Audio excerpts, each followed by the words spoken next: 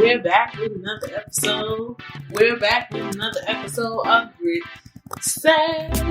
How are you guys doing?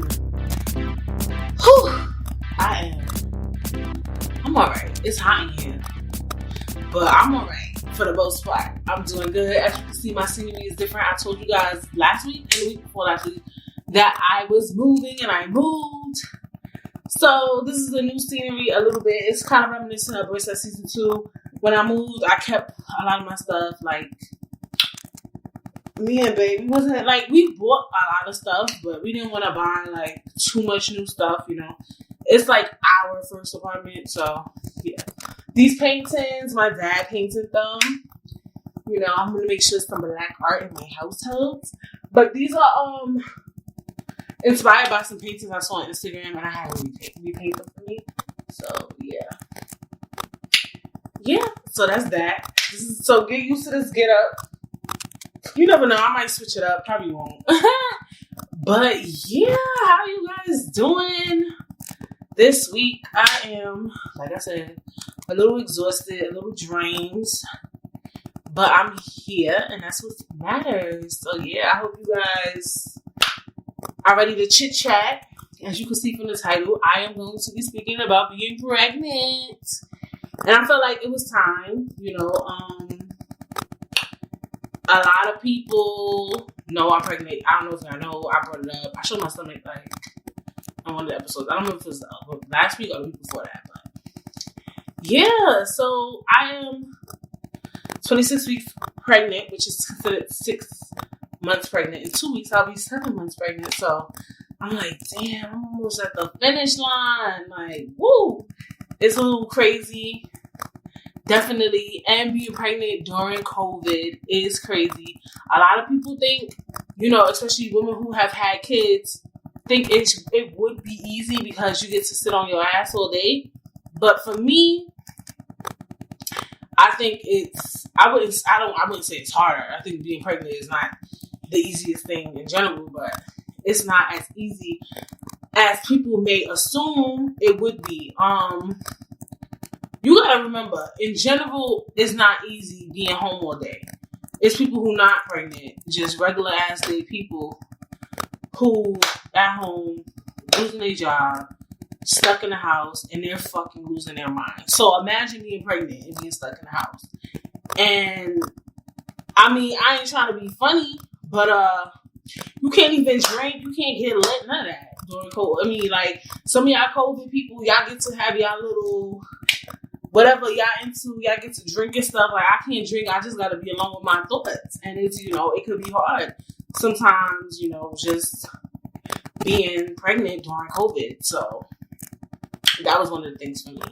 But I will get into my pregnancy story. This episode, Grit Says, might be long, I'm not sure, because I'm not gonna explain how I got pregnant. We all know how people get pregnant, but you know what I mean, like my story of, you know, being pregnant. So, where do we start?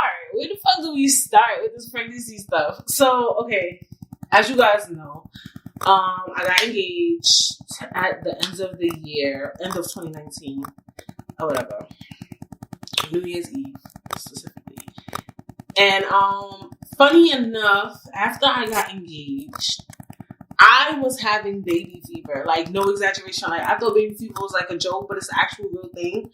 And what was happening was, like, I would go on like Instagram and Pinterest, and I would look at strollers and baby bottles and babies, and like, it was really, really weird. But we'll get into, you know, a lot of that stuff. So around the time, you know, like, after I got pregnant, I was just, like, looking into stuff. And, you know, like, I kept telling Femi, by the way, is my bae, hubby. And so when I say Femi, that's what I'm speaking of. So I was just telling Femi, like, I got baby fever. I want a baby. So we did plan. I would say my pregnancy was planned, but not planned. And I'll get into that. The reason why I would say it was planned but not planned was because now we're going to jump into last year. A lot of people don't know. This is something that I dealt with. I had an ectopic pregnancy last year around the same time. that I got pregnant this year. So I had an ectopic pregnancy on January 18, 2019. And I had to get surgery. Like, I was born fallopian tube or whatever the case may be. So for me, having an ectopic pregnancy, having one fallopian tube, I really wanted to explore if I could get pregnant again. We were never trying. We use protection. I don't use contraceptives because, so this is a thing, a topic of discussion, because a lot of people like, oh, married couples don't use condoms, blah, blah, blah, blah. We use condoms because I got an ectopic pregnancy due to using a contraceptive. I used Plan B, and the plan, apparently, the baby was already on its way through the fallopian tube, and it got stuck in my fallopian tube because the Plan B slowed down the travel to its destination to the uterus, or whatever the case may be. So, yeah. So then I was telling him, like, yo, I haven't, baby fever, blah, blah, blah, blah. So I was still nervous because the idea of having a kid or having a baby still makes you nervous. So, then I was watching Shan Booty, and she was saying she was trying to get pregnant, and it wasn't working for her and her husband. And remember Desi Perkins, and I don't know if you guys know who Vicky Logan is on YouTube. She's like my age. She says she's struggling with getting pregnant. So I'm like, fuck. I should try to start getting pregnant, because these women are in my age bracket and they not even, they struggling to get pregnant. Now Shan Booty and Desi Perkins pregnant, but whatever. So, and then on top of that, I only got one fallopian tube. So I'm like, fuck it, we gonna try, or whatever. So I told him, like, I'm gonna start trying. But when I told him I wanted to start trying, I assumed I would get pregnant by the end of the year. I got pregnant immediately. I was actually already pregnant, and I told him I wanted to start trying. We didn't use protection. This is like really TMI. Look, I'm an open book. We didn't use protection like a week, 2 weeks before I had told him I wanted to start planning, because we had ran out. And honestly, real talk, not even trying to be funny on some real G shit, I think health insurance should cover condoms. Condoms are very expensive. Like, hello, good morning. And they're a form of contraceptive. Like, if you get birth control on health insurance, I don't think you get plain health insurance. I'm not sure. Maybe you can. Why the hell can I not get condoms with my health insurance? Like, they don't take some money out for that? But whatever. We have ran out. Boom. But I was 2 days after my ovulation period window, so I thought I would get pregnant. So, ladies, stay woke. Just stay woke. All you can do is protect yourself. All you can do is use contraceptives if you don't want to get pregnant, because you never know. So, unbeknownst to me, I was already pregnant when I said I wanted to start trying to get pregnant, or whatever the case may be. Femi was the one who assumed I was pregnant, because what was really the ringer for me too, and what he said when I said my boobs was hurting, I thought I was getting my period, but my breasts hurt in a different way. Like, when I was pregnant, it was like this pain that was so unique. And Femi kept joking around like, "You pregnant? You're pregnant? You're pregnant." So I'm like, all right. Because he kept getting to me, I went to Target by my job. I bought pregnancy tests, and I'm a cheapskate, so I was tight because they only had like the good ones left. I had used First Response 6 days sooner, so I'm like, fuck it. And it was $13. I'm like, if I'm not pregnant, you better give me my $13 back. And that's what I was saying in my head. So I went and got the pregnancy test. I didn't think I was pregnant because I've had pregnancy scares, I guess, and I wasn't pregnant. So I was just like, maybe I'm not pregnant or whatever. I thought I wasn't. I went to freaking Target, got the pregnancy test, and I didn't even take it yet. And then I went to work, and I'm like, let me just take the shit and get over with. I took it right before I had to clock in for work, and it said I was pregnant. And I'm like, wait, what? It had 2 lines. 2 lines for me pregnant, 1 line for me not pregnant. And that shit, it happened immediately. It didn't even take time. It just, the 2 lines appeared in 2 seconds. So I'm like, what the fuck? Like, I was really mad confused. Like, I was just like, okay. Like, I was confused and I started crying a little bit because I was just happy that I know that I could get pregnant. But then I was still like confused and like weirded out at the same time. Like, am I really like pregnant? You know, like I was just like, man, weird. So then I had to tell somebody. So of course I told Femi first. And that's one of my regrets. It's not like a big regret, but I wish I would have did it like a fun way to tell him like I'm pregnant. But I didn't, so whatever. So I had told him, and he was just acting calm but like excited because he was also at work. And then I had to go to work, and I had to go to work knowing that I was pregnant. It was just like that weird. So yeah, it was just crazy. So the whole time I'm just like, oh my God, am I pregnant? At work, my whole shift, mad confused, like, oh my God, am I pregnant? Am I already pregnant? What are we gonna do with the baby? And I was like mad early. I found out I was pregnant when I was like 4 weeks. No cap. I was like 4 weeks pregnant, and I found out I was pregnant because I was like, oh my God, am I pregnant? This is so weird. I don't know what to do. Like, I was just being mad weird at work, moving mad delicately. Like, bitch, if you don't go sit down. So then, like I said, the year prior I had an ectopic pregnancy. So women who lose a child, a lot of people don't understand, and I had to learn that, and we'll get into that. When you lose a child, when you have a miscarriage, ectopic pregnancy, stillborns, like all these unique chemical pregnancies, unique situations, it really fucks with your head. So for me, I'm like excited, but I'm like not trying to get too excited because like I really don't know what's going on. And it's just like when you experience something like that, especially something so traumatic, it really messes with you. Especially a woman who struggles to get pregnant in general. So I'm just like, let me just calm down. So like I'm coming to terms with it, but I'm not really at terms with it because I'm like reminiscing about what happened the year prior. So I'm like, okay, I'm gonna call the doctor office, call my doctor, and schedule an appointment and have them check to see if I'm pregnant. So when I go to the doctor, they do the same fucking thing. They give you a pregnancy test, and you get a pregnancy test, and then after that, you can schedule your prenatal appointment. So I went the next day. I didn't go the next day. I'm exaggerating. When did I go? Oh yeah, I did go the next day.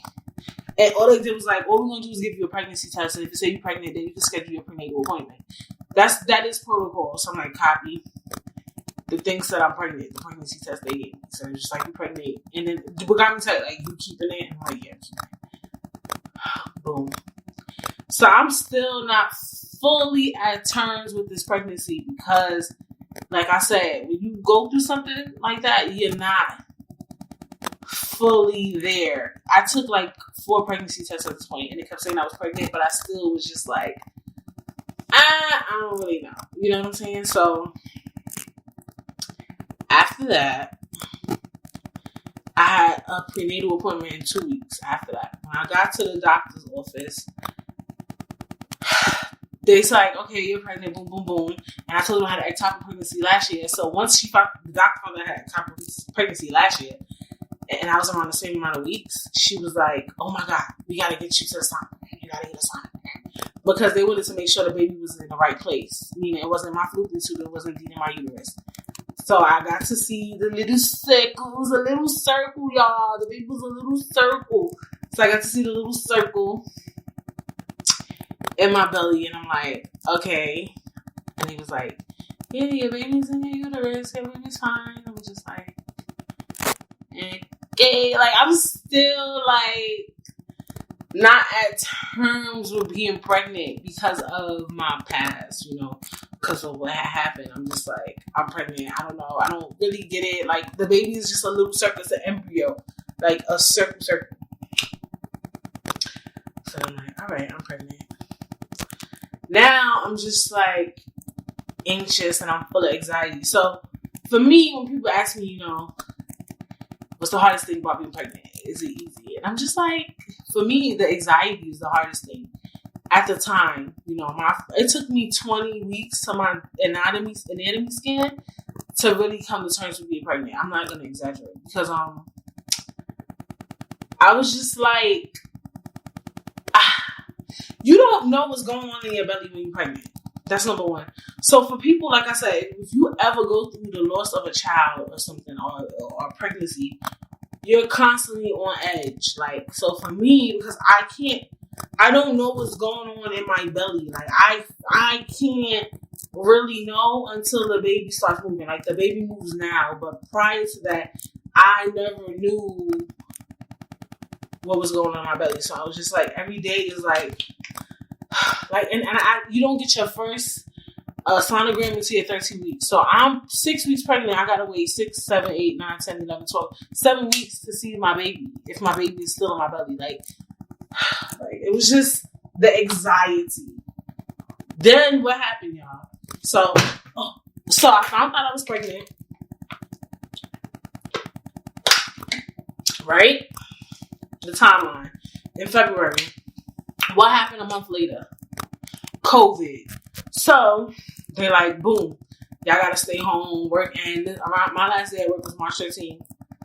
And I'm just in the house. And I was happy at first, but now I'm like alone with my thoughts.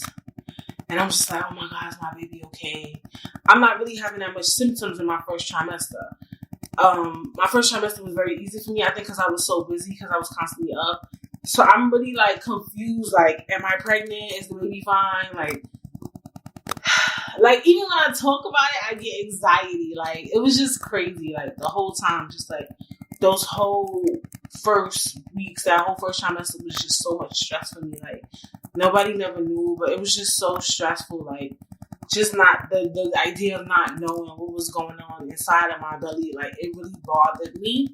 So then my first ultrasound, well, technically I had my first ultrasound. My first ultrasound where I could see the baby at its growth was on April 9th. What's going on during this time? COVID. But COVID is at its peak. This is in New York City, 7,000 people were dying from COVID every day. So then I was living with my parents. My parents are older, and my parents were like, we thinking you shouldn't go to the hospital and get your ultrasound. I've been waiting for this day. And I'm getting feedback like, oh, you should go. And I'm hearing I shouldn't go. And it's just like, I want to see my baby. I want to see my freaking baby. Like, I want to make sure my baby is good. Like, I can't sleep at night and I know my baby is good. Like, I can't sleep properly. I barely could sleep during this COVID shit. Like, and then I decided to go because I need to see if my baby was okay. Then this is the realization when I realized, like, oh, this shit is different. I decided to go to the hospital. I was going to SUNY Downstate Hospital at the time. And that's when I knew COVID was fucking insane and that my pregnancy was so unique. Like, anybody who's pregnant during COVID was going to have a very different experience. Because, one, I couldn't bring nobody with me. Two, when I went, there was only one way to get in, right? Then when you get to the damn door, I'm like, is this shit closed? When I got to the door, the security guard there looking at people up and down. He looked you up and down and go, what you here for? First of all, who assigned you to do up and down looks? Do you know what COVID looks like? I was like, you know what? This is too ghetto for me. They cracked the door open. He like, what you here for?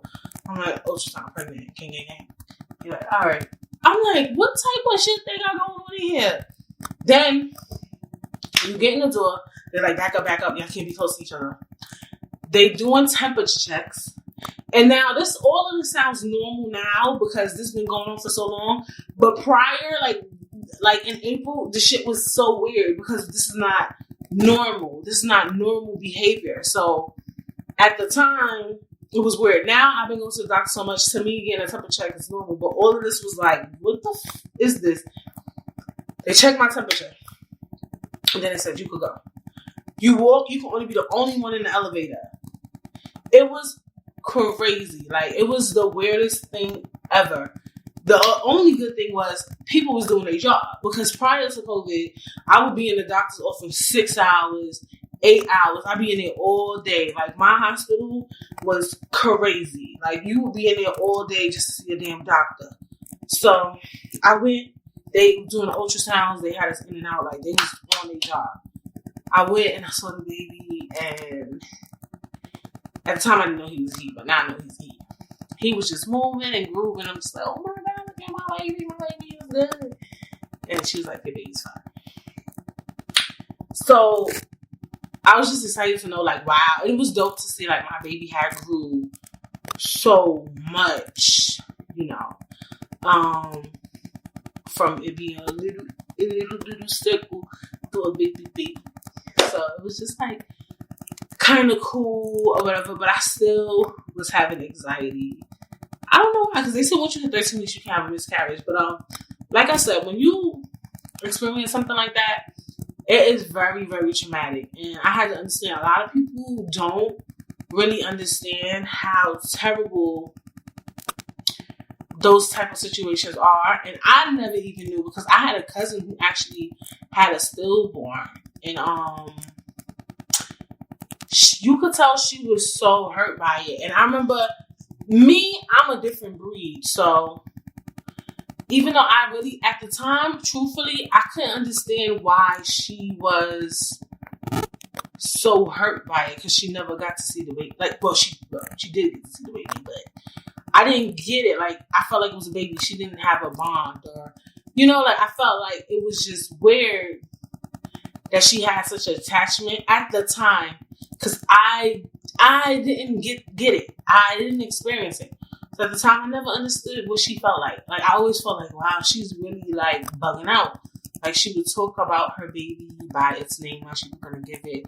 She got the baby tatted on her. It was just a lot. And I just couldn't really understand why she was so sad about it. Like, you don't get it. Like, I never really understood. Like, I was just like, this is weird. Like, I felt like she needed help. And just because I get it now, she does still need help with it.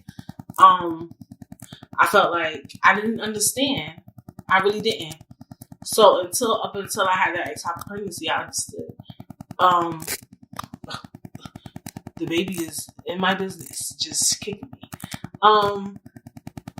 Until then, I understood what it felt like. Because, all right, around the time it happened, let's jump back. Now we're going back into history. So I was just talking about me being pregnant. Now I'm talking about what happened last year with my ectopic pregnancy.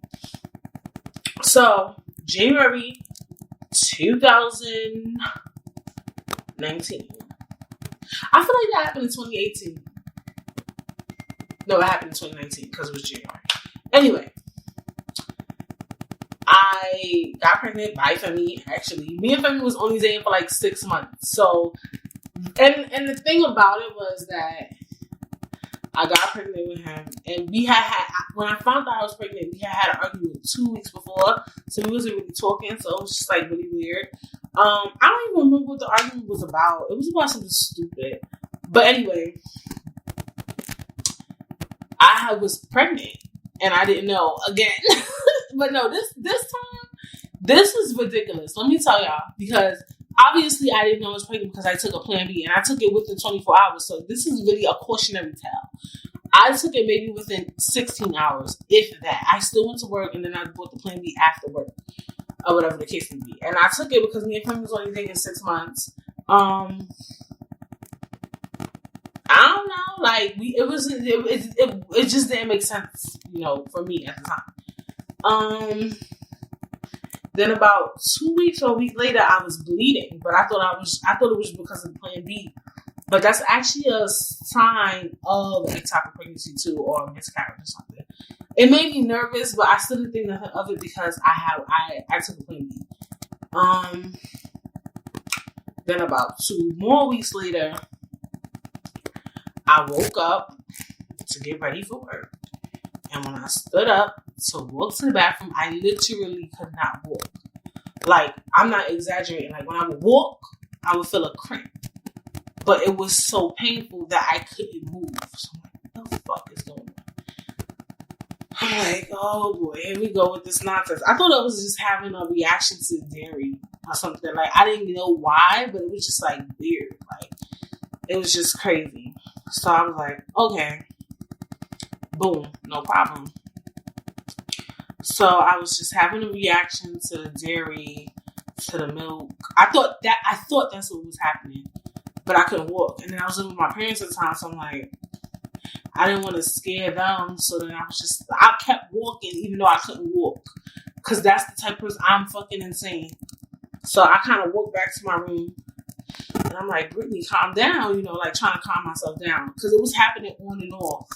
Like, it wasn't like happening for a long period of time. So I was just like, calm down. Like, I was just like, breathe. I walked to the bathroom, did whatever I had to do in the bathroom, got dressed, and went to work. Now, you tell me, if you wake up one day and you can't walk and you got to tell yourself to breathe, would you go to work? Probably not. I still went to work. And this is why I'm so big on so much things. And we're going to get into that. I went to work. I'm driving. I'm fine. Get to work. I'm fine. Then about a couple of hours later, it happens again. And I'm like, what the fuck is wrong with me? I still continue to work. Or whatever. I'm telling my boss, like, yo, I keep cramping while I walk. She said, ooh, you might be pregnant. So I'm like, so this is what y'all pregnant girls be doing? Y'all just be cramping while y'all walk and shit? But I don't think she was the severity of it because I was at work. The average person that dealt with the amount of pain that I dealt with the ectopic pregnancy probably would have went home and would have went to the ER. But I did not do that. I wouldn't say I was addicted to work. Maybe I was. Maybe I was addicted to work. I don't know. I just felt like I needed to be at work. My work was very high stress level, and if I wasn't there, things wouldn't be able to get done. Not because I couldn't delegate it, but because I was understaffed. It was a lot of things that played a key role, and I just needed to get things done. So I went through the whole work day, went home, and the next morning the shit happened again. And I went to work. Then after that, it got really bad. Like, so bad, I went to the bathroom at work and I just started laying on the floor. Like, laying on the dirty bathroom floor. Because I was in so much pain. Then I saw your shit. I was like, I told my boss, that was my boss name. I was like, I gotta go. I gotta get out of here. I have to leave. I cannot stay here. I gotta go. She like, you better go to the emergency room. You better go to the emergency room. I didn't go to the emergency room. I went to urgent care.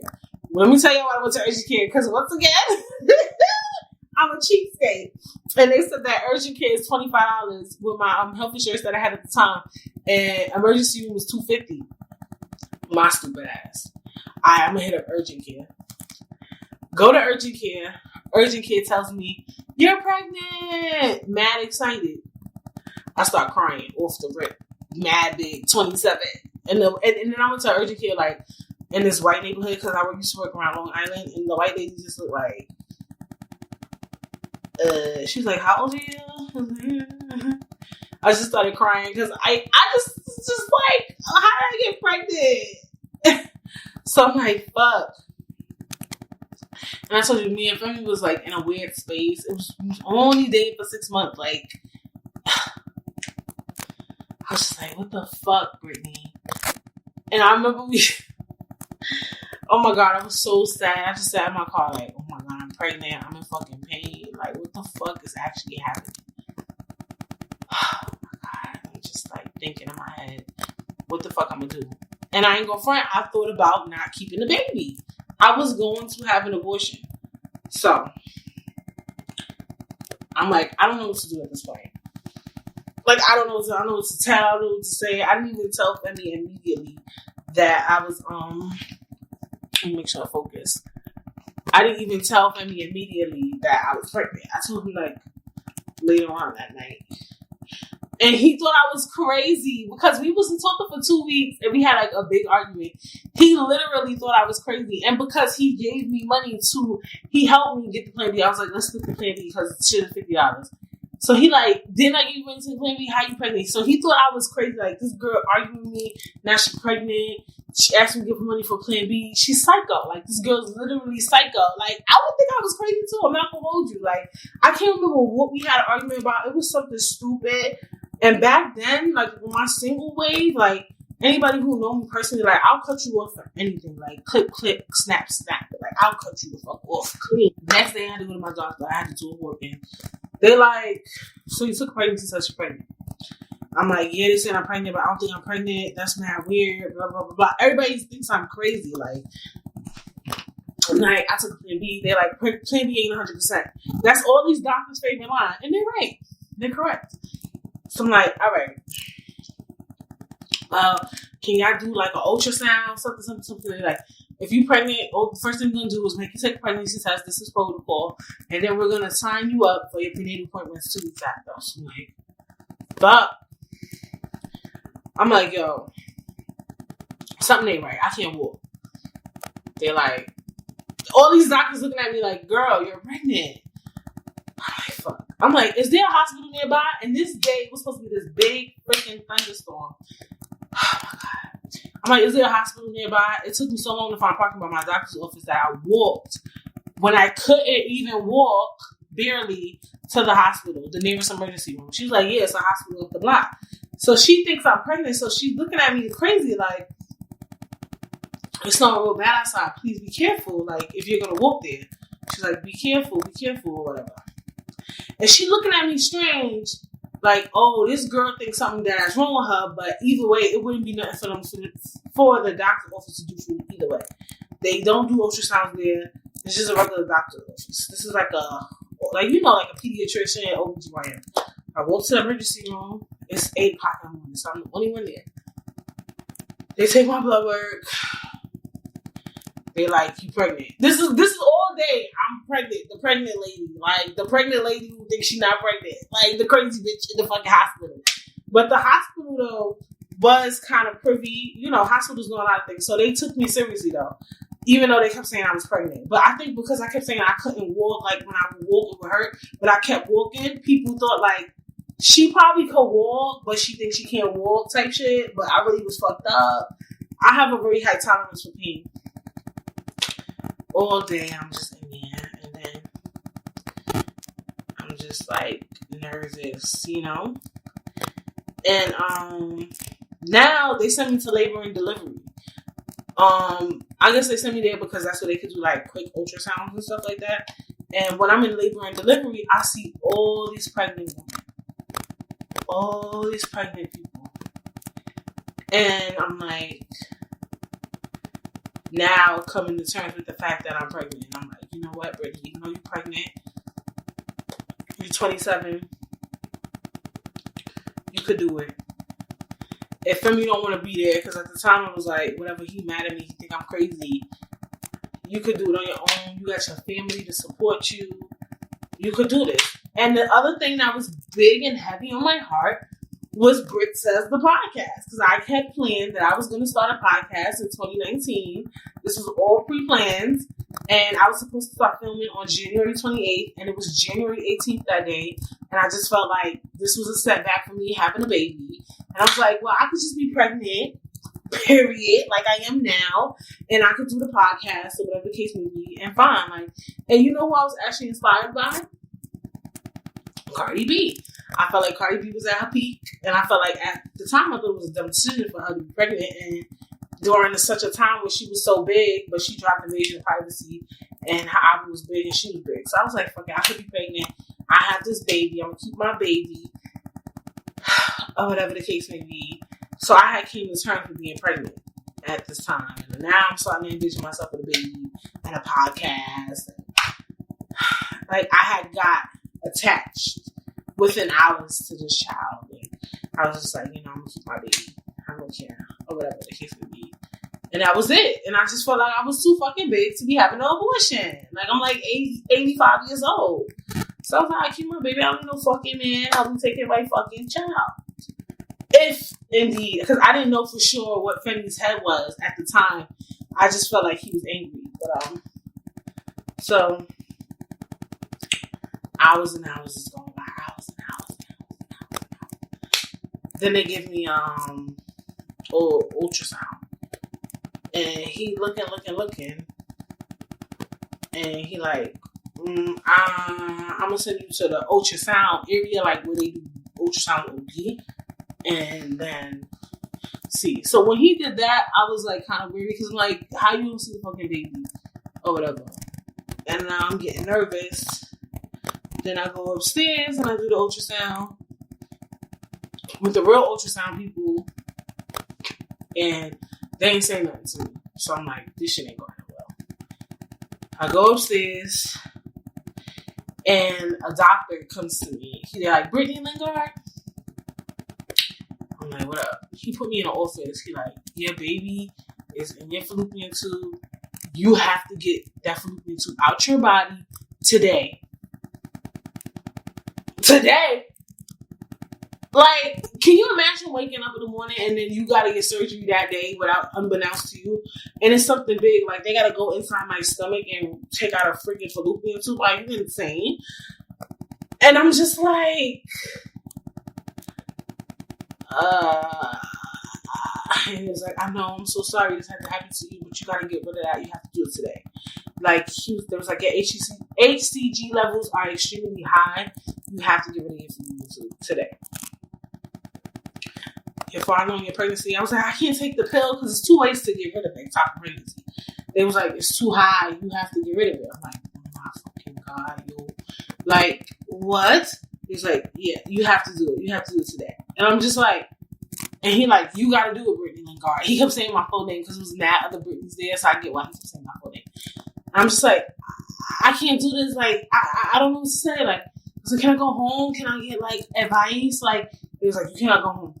Like, he was ODing, like, you gotta do this today. Please, Brittany. Brittany, I'm begging you. Please do this today. And I'm just like, I just need a second opinion. And he like, Brittany? Like, he's begging me to do it. So, then I'm like, I can't do this. I'm not doing this. And he's begging me for like 30 minutes. And then he was like, oh, she really scared she gonna do it. He was like, all right. He was like, Brittany, you could go home and anything can happen to you. You could bleed internally to death. And I'm like, am I going to die really? This is me. Am I really going to die though? Or whatever. And I'm just like, now, because he looking kind of serious. I'm like, I don't know. And he was like, all right, Brittany Lingard. And he getting frustrated. He's like, here, you got to sign these papers stating that you denied medical advice. And when he said that, I said, oh, I'm going to die. Because he was so mad. And then when he said he was going to make me, he said I had to sign papers that I denied medical advice. I knew they was basically covering their ass. Like, I told you to do this shit. You said you didn't want to do it. It's not that we didn't make you do it. You specifically said you didn't want to do it. And if you go home today and something happened to you, I don't want to be held responsible. Then I was like, okay, I have to do this shit. It was so serious too that literally, as soon as I said I was going to do it, I had to sign paperwork. They took some vitals from me, and I was immediately. It's considered an emergency. Like, they literally put me on a fucking stretcher, like within 20 fucking minutes. Like, it was crazy. The shit was fucking traumatizing, and it was just fucking insane. Then I went under anesthesia. All I did was pray the whole time. I joked a lot, but I was pretty scared. And when I woke up, I was in so much pain. I was screaming. When I say screaming, I was like, ah! I wasn't saying words. I was just screaming. When I woke up from the anesthesia, I was screaming. I wasn't talking. I was screaming. Like, ah! Like, I was screaming. I was in so much fucking pain. Like, I really don't know how people do it. People be getting these fucking BBLs, and I can't do it.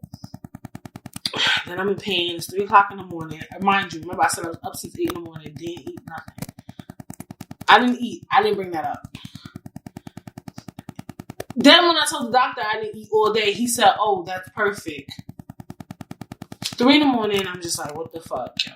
I gotta get the fuck out. And they wouldn't let me leave on my own at 3 o'clock in the morning. But they told me I had to leave. I'm like, fine. I'm like, who am I call? Then my cousin came. Because they would not let me leave by myself. Then I went home.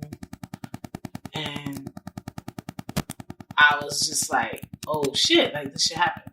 I spoke to Femi. And he, I guess, came to terms with me being pregnant as well.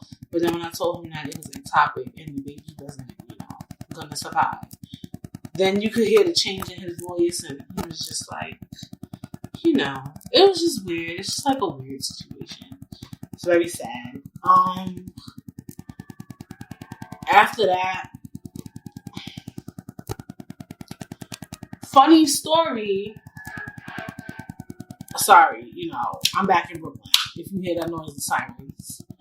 I went through a deep slump, like, but it was so funny. I'll try to find the clip. I was like, I'm not gonna let this ectopic pregnancy, this surgery ruin my life. I'm still gonna do Britt Says. And I filmed an episode of Britt Says. Oh, and I went back to work in 3 days, which was a poor decision. Even the doctor was like, Brittany, I know these doctors like, this girl thinks she know it fucking all. You want to go back to work in 3 days? That's how he looked at me. And I'm just like, yeah, I gotta go back to work. Whatever. I could, like, my body was fucked up. I still filmed the first episode of Britt Says, which was the bonus episode in Britt Says season 1, and I also spoke about that on my IG page where I was like, oh, I made a bonus episode. This was the first episode of Britt Says, blah, blah, blah. So, even in the beginning of the video, I saw myself walking to the chair. I was like limping. I'll see if I can find it. I probably won't. But, yeah, it was crazy. It was fucking insane. Like, I went through a really deep slump and nobody knew. Like, first I went crazy. That was the first step, because I had surgery, but I was like,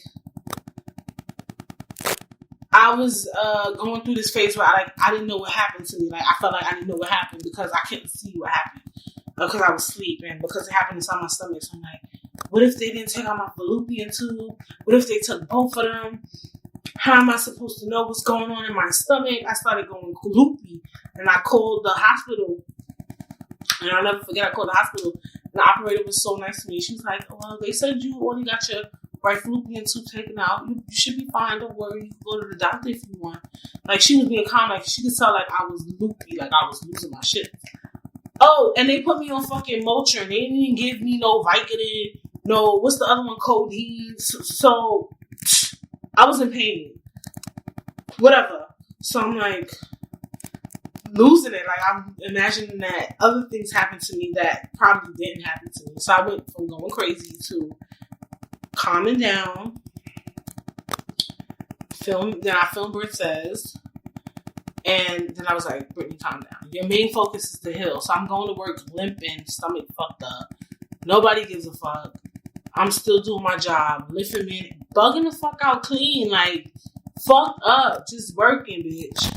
And this is my thing, too, if you're watching this episode, never take your job seriously. Not like that was a bad thing. Don't go so hard at your job, because, you know what? I don't know how to say this the correct way. I'm trying to find the right way to say this, but I don't know. Don't put your job before you or your health. That's a good thing. These jobs don't give a fuck about you. At the time I was looking at Forever 21, I understand that people didn't know what I was going through, but I almost lost my life because of that job. I went back to work fucked up because of that job. And around the time, as you guys know, Forever 21 was filing for bankruptcy. While I was working there, I already knew the company was failing because I was a manager there, a visual manager. So you get KPI reports, you see the numbers, you see them fucking up, the company just crumbling to the floor. So I already knew what it was. But around the time, when you work in retail, CEOs and corporate, they don't like to look at themselves in the mirror. They like to point the finger at you. So they was just blaming all the management in our store for everything. And it just felt like, damn, y'all really going mad hard on me right now. And I'm really giving y'all blood, sweat, and tears in here. Understaffed, trying to hire, fucked up, lost a baby, came to work in 3 days after fucking surgery. And y'all motherfuckers don't give a fuck. Like, even though they didn't know, it just goes to show, like, to them, it looked like she ain't doing enough. And to me, I was giving my all, literally and figuratively. Like, I was literally killing myself, you know, at that job. Like, literally. Like, I was really trying. And because the company was failing, they couldn't see that. And it wasn't even our fault. Retail is failing in general. Just general, but on a corporate level, when people who work in corporate, if they're not on the field, they don't get it. They think it's you as a manager. It's what you're doing. It's what your staff is doing. No, my nigga. Online taking this shit over. Like, people in shopping online, they not coming to stores like that no more. Like they said, people don't want these shirts with pizzas on it and shit. Like, niggas don't want that Cheetos collection. Like, it's clipped. Like, it was done so. Like, all we could do is what we can. Y'all got too much fucking clothes. Like, it was just so much stuff I won't get into detail about because it's like a different conversation. But they was trying to get rid of all of us, driving us insane, just talking mad shit. And it was like, damn, like, it really taught me, like, I can't kill myself for nobody. Like, because you won't give them your all, and if you ain't giving them enough, it still won't be enough for them. So, I was so stressed out. And I went through depression, too. A real depression. And I say that because I remember prior to this happening, I always just be like, I'm depressed. Until you really depressed, you'll never say that shit again. Like, I could be at work and Forever 21 people walk in the store constantly. I could hear nothing. Like, I felt silence all the time. I was a wreck. Like, but it was weird because I was a high functioning depressed person. Like, you ever heard that term? That's a real term. Like, I could go to work in the morning. I was filming Brit Says, editing, smiling on camera. Like, the shit was sick. Like, it was really sickening. Like, when I think about it, it scares me. It really fucking scares me to think. Like, that's why I'm so sympathetic to people. Like, I try to be like, you don't know what people's really going through. You really don't. Like, for real. Like, real talk. Even when, like, it was scary to know, like, to watch myself. Like, or see how people viewed me. Like, it was so scary. Like, I was, like, crying all the time, randomly, drinking, and nobody was really there for me. Like, I felt like I was doing it all on my own, and the only person that really was there emotionally, physically, mentally, emotionally was Femi. He was already sad because it was his kid too, and then I don't know, he was just there. Like, that's why men need women around, because he said he told his mother, he told his sister, and they was just like, like, they went crazy. His mother started crying and stuff. And he was just, when I would call him, he would just say the right thing. Like, he did what he had to do. When nobody else was doing it, he was there. Like, real talk. I stopped talking to him though after it happened because it was bad, y'all. Like, when I looked at him, it reminded me of everything that happened. Like, it would make you think, like, if I never met him, this would never happen. Like, it was crazy. Like, I lost my attraction to him, and so I just stopped talking to him for like 2 or 3 months, I think. February, March, April, 3 months. And then I missed him. And then I had caught him in like May or whatever. But I was like bad. Like, and people never knew. Like, I would go on camera, I would put on my makeup, I would film the episode. So Brit Says was keeping me sane in hindsight. But after I would edit, after I would take my pictures and do everything, I had to deal with myself. And I would go into a slump.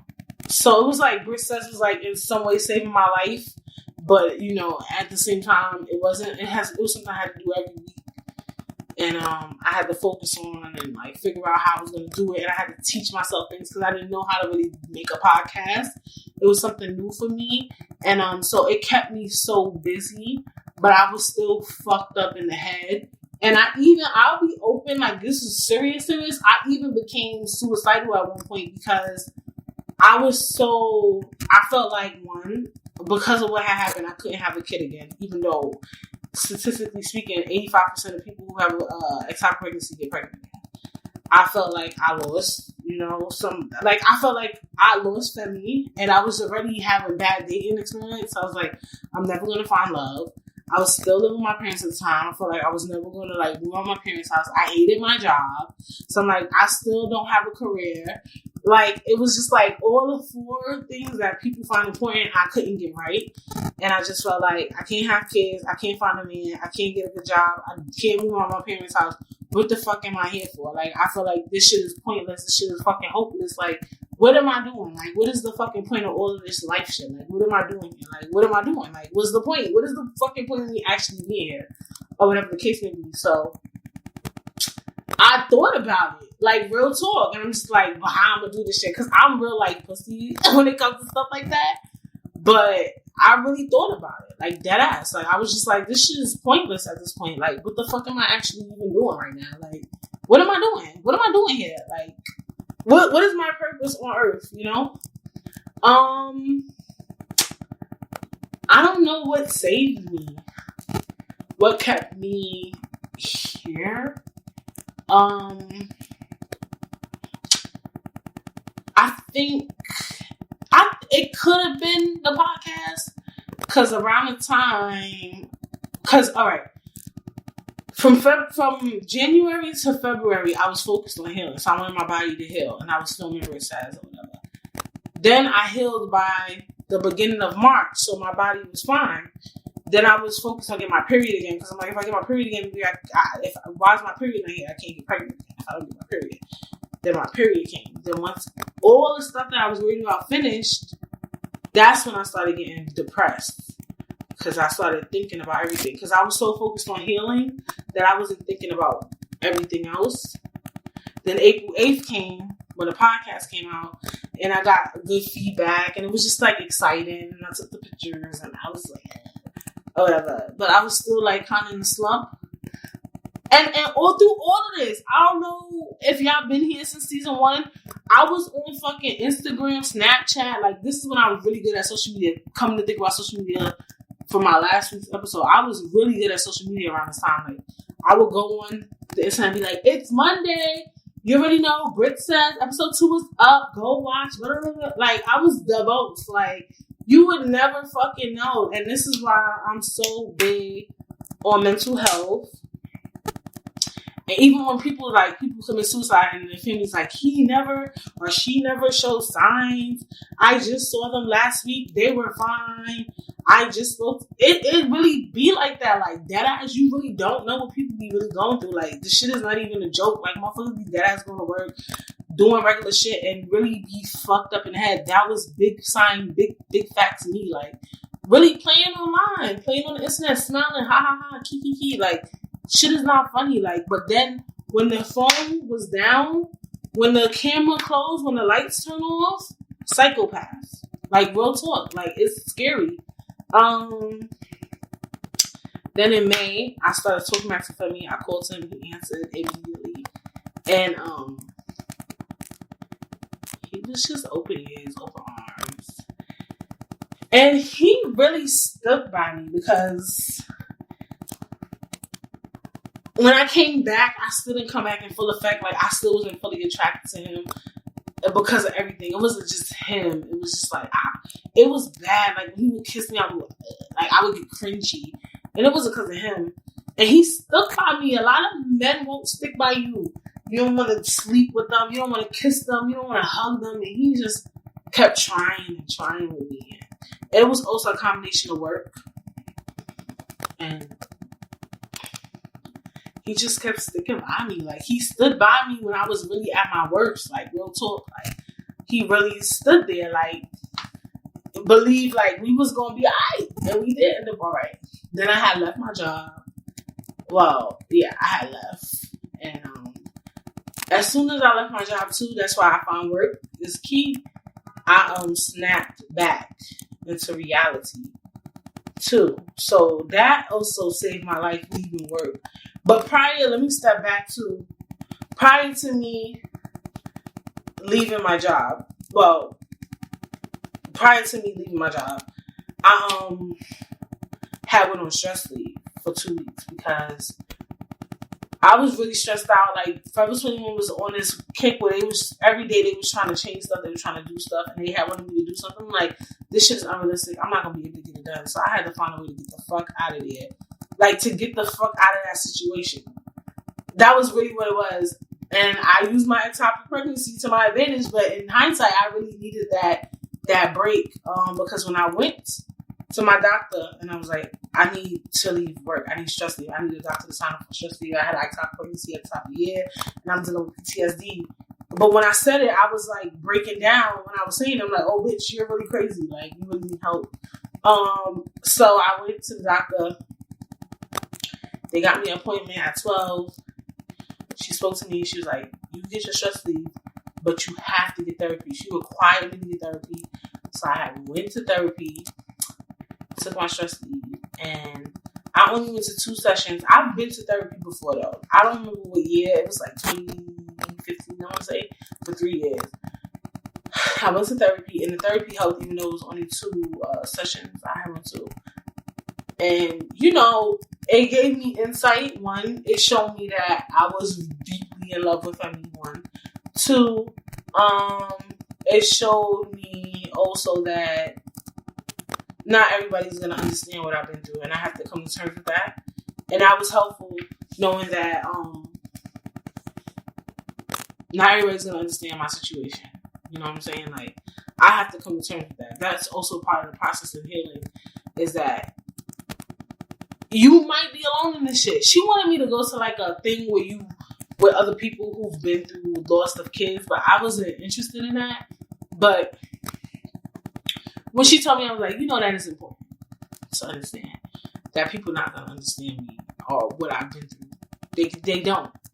The other thing, she showed me, like, you know, you're really insightful. Like, she you know, it's 2 types of therapists. They'll tell you straight the fuck up what it is and what it ain't with you. And then you got the ones that'll get you to say it out loud. And that's what she was doing with me. And I was like, all right, boom. And she was even telling me, you know, maybe I should leave my job. And I was like, yeah, but I got bills to pay. She was like, yeah, that's the thing. Like people do this shit every day. And whatever. So it was just funny that I ended up having to get out of there. Anyway, I took my little 2 therapy sessions, got out of it what I needed. My stress leave, and I had to leave. As soon as I left my job, though, me and Femi's love life went, like, in a good way. Like, the sex drive was bad. Everything just went back perfect. Like, even Femi was like, you need to get a job. You need to go back to work. I had 2 jobs, though. So I had a job still, but the other job was less stressful. He's like, you need to go back to work. You need to get a job. Like, he used to be ODing on me or whatever the case would be. So, leaving work kind of calmed me down a little bit, too. After I did that, I moved out my parents' house. Moving is also very stressful. We talked about this. So, I already, like, lost a baby. Now I'm moving out. Like, I was doing the fucking most 2019. Like, moving out was cool. Loved that. That was exciting for me. And, you know, through all of this, a lot of people didn't know that, you know, I had left my job. Nobody knew I was moving. That was a choice that I made on my own. We spoke about this in between seasons and stuff like that. And, you know, like I said, for me, it was just there for me. Like, he stuck by me, like, never judged me. He judged me sometimes, but you know what I'm saying? Like, he rocked with me. Like, he just rolled with me, rolled through the punches and shit like that. So, he rocked with me. He rolled through the trenches with me when, you know, people really did. I don't want to say people didn't understand what I was going through, even though they didn't. I didn't really express too much, but a lot of people didn't know what I went through, but I just felt like the energy wasn't there, but people not gonna always understand. And I had to really, like, fight through all of this, and I fought with him through it. And I never really forgave him for a long time through our relationship for it. And then I went to LA that year too in August. And, you know, when I went to LA, I got high off weed. Because, you know, you can go to LA and don't smoke weed. It's just like, you can't do it. Even if you're not a smoker. Like, I don't smoke. But when I went to LA, I smoked. And I had a revelation while I was high on my own. Because I had smoked on my own one of the nights. And 1, I was just like, that's not for me. And 2, I was like, I have to forgive Femi. while I was high, I had an epiphany. Like, I have to forgive him. Every time we would argue, I would bring up that he wasn't there for me when I lost the baby, and I would just constantly bring it up. And so I was like, when I go home, this is what I was thinking in my head while I was high. I'm gonna tell Femi I forgive him. And I went home. I'm like, Femi, when I get home, I gotta talk to you. We gotta talk about something serious. He like, okay, he got an attitude. I think he thought I probably fucked somebody in LA or something crazy. Like, he was on some other shit. Because then when he came to the house, he came in with an attitude. He's like, I already know how y'all girls get down. I'm like, what is he talking about? Like, I'm on some other shit. I'm on some forgiveness shit. Like, you on some other shit. So then I just told him, like, I forgive him. I started crying. And, like, it really helped. Like, forgiveness is really helpful. It is hard to forgive. But at least for me, when I forgave him for that, it really helped me move past the ectopic pregnancy. The therapy, when she told me that not everybody's going to understand, that helped me. Forgiving Femi helped big time. Like, I don't ever bring that up in arguments no more. And it just helped me, like, move past it. And, get there. You know, so that was, like, a really dark space for me. And see, I told you this episode's going to be long. And yeah, I won't say, did I fully move past that time pregnancy? I don't think you ever fully move past that. It's not even just about the pregnancy. It's about the trauma of the surgery for me too. So, you know, I think I kind of moved past it though. Like, I could bring it up. I did this episode, so that says a lot. I used to couldn't talk about it, but yeah. I feel like I can't tell my pregnancy story without telling that story because they all really align with each other. So now this year I'm pregnant, 26 weeks, and you know, for me, it wasn't the easiest. Like, I got a lot of migraines, and this is during the COVID. It was just like, I can't drink. And yeah, I moved again while pregnant, but you know, I had so much help. Shout out to Femi, my mother, my father, my brother. Everybody just helped me through my moving process. You know, I just been kicking it, making the podcast episodes. I've been doing what I can. I wouldn't say it's easy. You know, I can't take baths anymore. I'm a bath girl. I love taking baths. I know they say taking baths is dirty because you lay in your own dirt. Whatever. I've been taking baths since I was like, God knows when. Because now I can't get out the tub without, like, it's just like a project. So now I only take showers. Every time I get up, it's like, all these noises. It's just a lot, you know. I definitely want to wait 4 or 5 years till I have another kid. Now that I'm almost at the finish line, in 13 weeks, I will be having a baby. It is weird imagining me with a baby. I'm not going to lie. Like, I do get nervous sometimes. Like, lately, like imagining, like, a baby in my hand and, like, you know, like, just taking care of a little child. Like, it's going to be so weird. Like, I'm not going to come up here and act like I'm ready to be a mom. Like, I am. But I'm not. Like, I feel like I'm that grown. I don't do much. I think I don't do much because it's COVID, though. Like, nobody do much now. But, I don't know. It's just now weird. Like, I don't know how people do it. Like, I be thinking about me with a baby, like, giving birth, like, and then the baby, like, oh my God. But, you know, I ain't got no choice. So, you know. I'm not gonna front, like, I be envisioning me with little baby Roman, and I'm just like, oh my God. It's nerve-wracking. I get very nervous. I do get a little bit of anxiety thinking about it.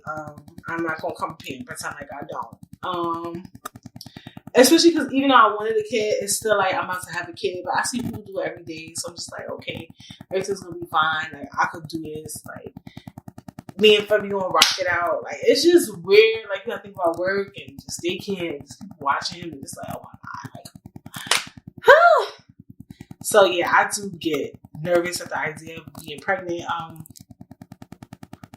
That's why people are like, oh, why you don't show, you know, like, I'm not like that pregnant person that's mad pregnant, like mad extra, like every 5 minutes, like, yes, I'm pregnant. Yes. I'm having a baby. Oh my God, my back hurts. Like, I'm not that pregnant person. Number one, I have mad pregnant friends, and when they was pregnant and I wasn't pregnant, I was just like, oh my God, they're so pregnant. And when they, like, I definitely was not inspired to have kids. As you can tell by my whole freaking story, I was inspired to have kids because I experienced a loss of a kid. I didn't give a fuck, seeing people get married and have kids. That shit did not fucking impress me. Okay.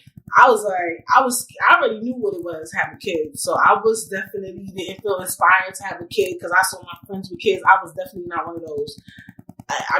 And I think too, that's why things happen for a reason. God, he drags it sometimes. Like, you ain't have to give me any type of pregnancy and all that. Like, you could show me another way. I feel like he wanted me to experience wanting to be a mother. Like, I do feel like had I not had that pregnancy, and it's good to also, look and think of why things might have happened. When would I have gotten pregnant? Like, would I have ever wanted to do it? Like, when would I have done it? Like, you know what I'm saying? Like, when would have been the day? Like, I feel like that happened to put the pressure on me. Like, not like, like, I feel like I kept taking Plan B's. Like, I knew I wanted a kid, but I was scared. And I feel like God did that to just show me, like, I'm going to be all right. Like, you could do it, Ricky. You're going to do it. I'm going to make sure you do it. Like, things happen for a reason. I don't think things don't happen for a reason. Like, that made me, like, say, I can have a kid and I want a kid. And that's something that I want. You know what I'm saying? It was extreme, but hey, it had to happen that way. So it is what it is. He got put the pressure on me. A little extreme, but yeah. Like, I see people do it every day, so I know that we can have kids. I was a kid before I came out, okay, a little nutty, but whatever. You can't have it all. So I don't know. It's just like weird. People look and they're like, oh, why she not showing for pregnancy? Like, I've been through some shit. If you watch this podcast episode, you see I've been through some shit. That's why I was not one of them girls posting on my belly. I was nervous. I was full of anxiety. Y'all don't know people's stories, so don't ever judge. Like, I know some people who were struggling with getting pregnant a lot, losing kids a lot. And I know a girl who put up her pregnancy photos after she had a baby. Nobody knew she was pregnant on social media until after she had the baby. And if I would have did that, then what the fuck? People just make up ideas as to why you do stuff. You're like, oh, she did that because she don't really want to be with him. She didn't really want to get pregnant. No, I did that because I've been through some shit. Like, I really, real life, been through some psychological shit when it comes to getting pregnant. So we gotta really be mindful of how we view and treat people when it comes to things. Like, just like they say, don't ask women why you haven't had a baby yet. We don't know what they've been through. Like, even too, I remember some girl actually, oh, why you ain't married yet? Why you don't got a man yet? Or whatever. Like, oh, somebody asked, oh, how your brother got married before you? I'm like, how doesn't matter. But then when I asked her why she ain't have a kid yet, on my shady shit, even though I don't find that funny, like, but I'm just saying, like, we gotta all be mindful how we talk and treat people. Like, we cannot ask people why they didn't get married yet. We cannot ask people why they didn't have kids yet. We cannot ask people why they didn't go out their parents' house. Like, mind your fucking business. Like, you don't know people's circumstances. Like, people's circumstances are so unique. Like, you really don't be knowing. Like, shit really be crazy out here. Like, for real, like, pregnancy. Like, I'm so excited about this pregnancy, but the reason why I can't act like, and I'm happy I don't act like that, because I can't take it. Oh, I can't take an overzealous pregnant person. But I don't act like that because I just want to see my baby first. Like, realistically, that's all I want. So I'm very cautious and on just like extra read on about it when it comes to my baby. And that's really what it is. If y'all really want to know why I'm not like mad extra about my pregnancy, here's the episode. Here you go. You got your answer. Because that's really what it is. I'm just like very protective over my belly. My belly is my belly. Like, my baby is my baby. Like, I'm protective over this belly of mine. Okay? Like, for real. That's really what it is. Like, that ass. Like, I'm really overprotected over this baby. So, yeah, that's my pregnancy stories and everything. I told you this episode might be a little long because it's a long story. And